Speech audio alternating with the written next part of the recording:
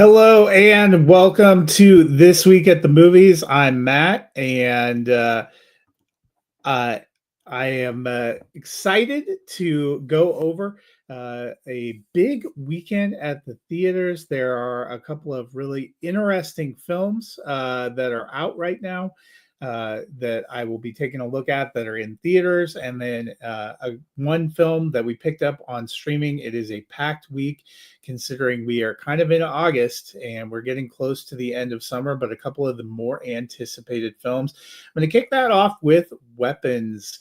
This is the latest film from Zach Krieger, who gave us Barbarian a couple of years ago, a horror film with a couple of really interesting twists that worked really well. That was a movie that I really enjoyed as well.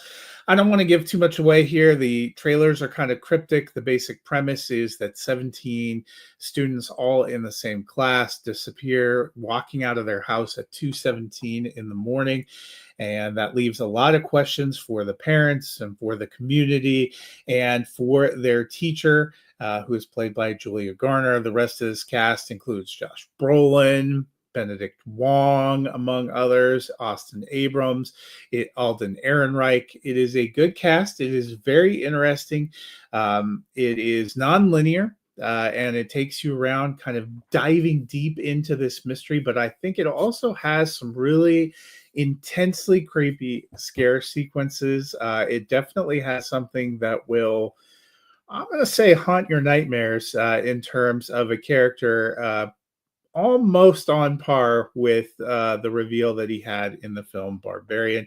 I had a good time with this one. I am giving this a solid thumbs up. I think this is one of the better films of the year so far. I was very excited by what Krieger did here.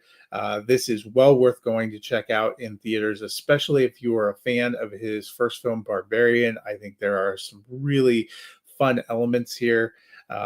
It worked really well. The ending's a little abrupt, in terms of it would have been, it kind of just wraps up real quick. But I was okay with that. I really like the setup.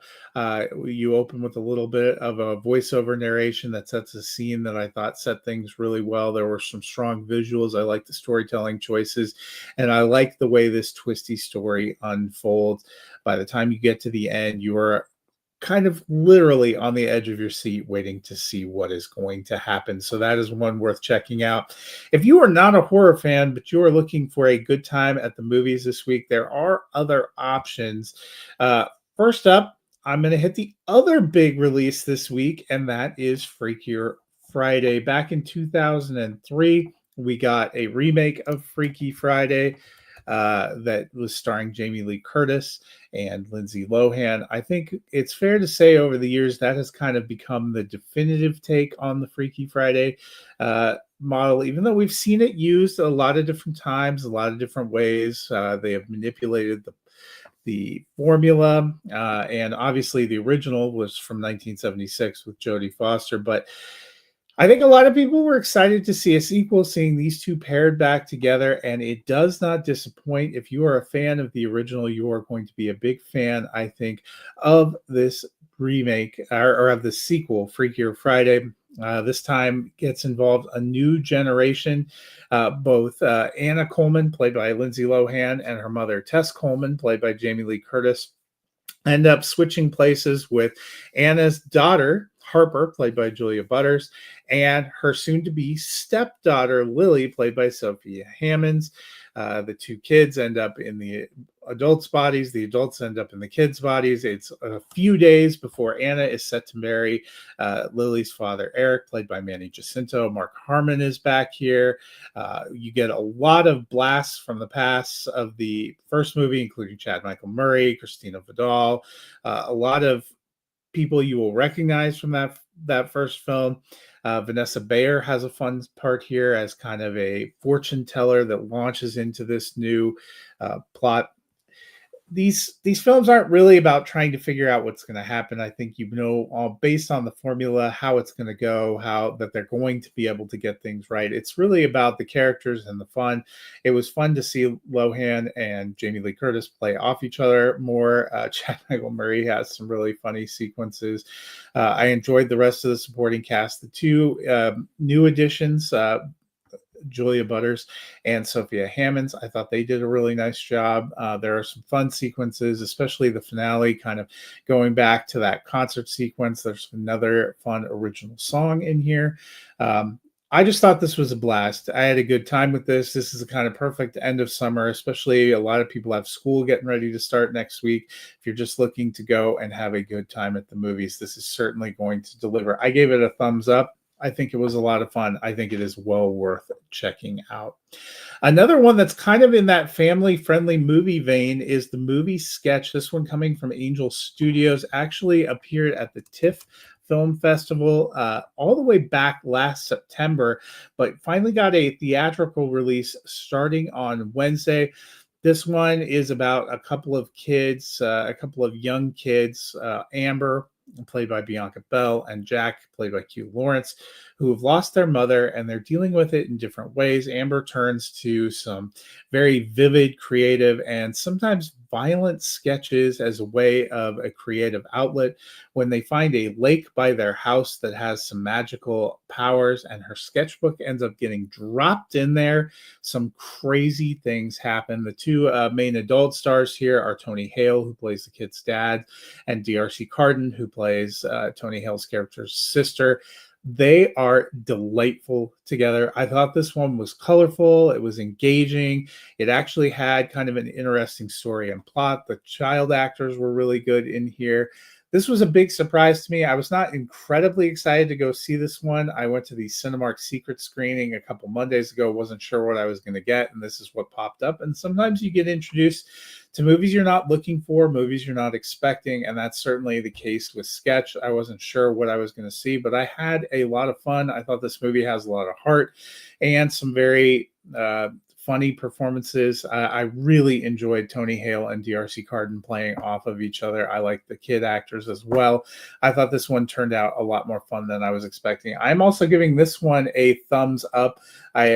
I think you're going to enjoy it if you're looking for some kind of light, family-friendly entertainment. So there are actually two good options for that this weekend between Freakier Friday and Sketch. There is one more movie that opened in more of a limited release in theaters, but this is another horror movie, and that is the movie Shaman. You know, by this point in time, it's been more than 50 years since we had The Exorcist. And so we've seen tons of films in that time try to kind of capture that formula of possession and having to drive out evil spirits or demons.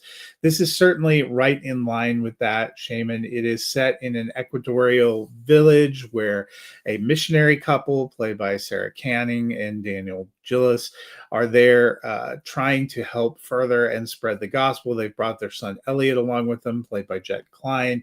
He goes exploring, ends up in a cave that he shouldn't. Some things go on. Some kind of presence attaches to him.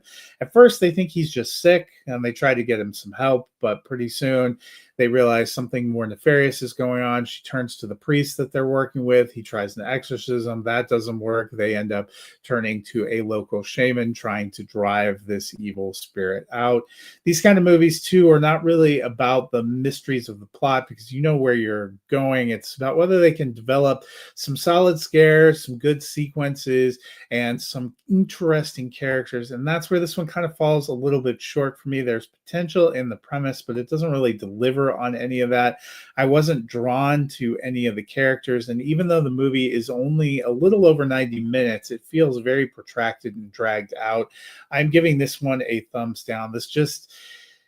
It fizzles. It does not quite work, doesn't all come together, and even for a possession movie, it's a little bit down below the standard. So even if you're a big fan of the genre, I don't know that you're going to find a lot to cling on to here. And that's going to be a real tough situation, especially when we have some really good and interesting horror movies that are out and available in theaters, not just Weapons, but last week the movie Together opened. I mentioned how much I enjoyed that and how creative that was.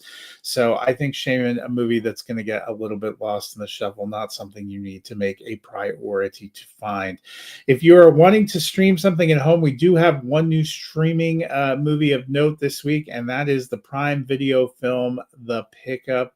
As you can see, this one featuring Eddie Murphy and Pete Davidson, among others, also Keke Palmer in here. This one is about a couple of armored car drivers played by Davidson and Eddie Murphy, who are on a run when they get hit up by a crew who is trying to do some nefarious things. Palmer, the leader of that crew. The rest of this cast has some interesting faces too. Andrew Dice Clay appears in here as kind of the manager of the armored car company. We get Marshawn Lynch to pop up. Eva Longoria making her second appearance in a Prime Video movie in as many weeks after being in War of the Worlds is also in this one. I've been on record before. Pete Davidson, not my favorite performer. I really struggle with his style and his comedy, and that comes into play a lot here. I like Eddie Murphy, but this didn't seem like a well-conceived or a well thought out script. The premise has some potential, but it's really flat to me. I didn't think the laughs were engaging. I thought it was a little too predictable. It's mercifully short. It's only about 96 minutes.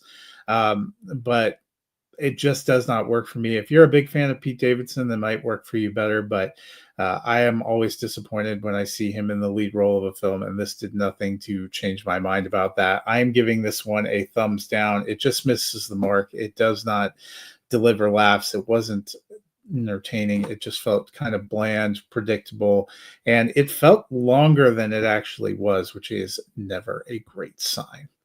Well, that'll do it for me this week. Obviously, a lot of options. You have 4 new movies that are out in theaters. 3 of them I really liked. I cannot recommend enough going and checking out Weapons, or if you were looking for family-friendly entertainment, Freakier Friday is a lot of fun. The movie Sketch, a lot of surprising fun as well. Next week, we'll be back. I'll be looking at Nobody 2. Among others, a lot of more films coming out this month. There are a lot coming out each week, both in theaters and on streaming. So we're going to try to hit a lot of that. But I hope you guys have a wonderful weekend. Have fun finding something fun to watch at the theaters or at home. And until next week, we'll see you at the movies.